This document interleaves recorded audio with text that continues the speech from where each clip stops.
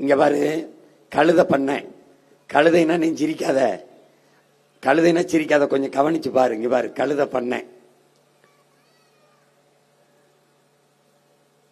இந்த கழுத பண்ண கழுதைய நீ சாதாரணமா நினைக்கிற. 1 லிட்டர் பால், அவனோட 1 லிட்டர் பால் 5000 ரூபாய். உன்னால நம்ப பண்ணிதான் பாரு.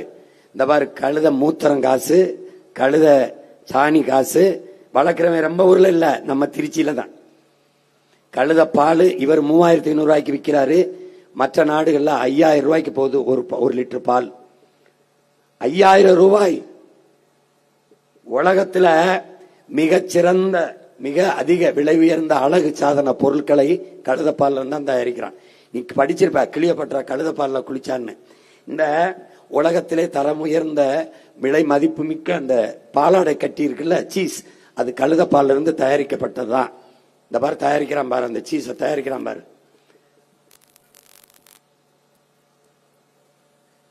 டாங்கி சீஸ் மிகப்பெரிய சந்தை. இதுதான் மிகப்பெரிய அளவிற்கு போகுது. கழுதையினுடைய இந்த அம்மா வந்து பாக்குது பாரு, இந்த பால், இந்த சீஸ், இதுதான் மிகப்பெரிய சந்தை. இது உலகத்திலே விலை உயர்ந்த பாலாடை கட்டி இந்த சீஸ், அதான் இந்த டாங்கி மில்க். எவ்வளவு? கழுதை வளர்ப்புக்கு 50 லட்சம் மானியம் தரம்னு யார் சொல்றா? இந்திய அரசு சொல்லுது, நான் சொல்லல. ஏன் மத்திய அரசு சொல்லுது, கழுதை வளர்த்தா 50 லட்சம் ரூபாய் மானியம் தரம்னு. நீ இதெல்லாம் அவமானம் நினைக்கிறாடா டே. நீ உனக்கு நான் என்ன பண்றது? அதுக்கு தான் நான் என்ன சொல்லிட்டேன், கவர்மெண்ட் வேலைன்னா பாத்துருவேன். ஏன்னா கவர்மெண்ட் வேலைன்னா சாராயமே ஊத்தி கொடுக்குற. நீ இந்த வேலையை செய்ய மாட்டியா என்ன?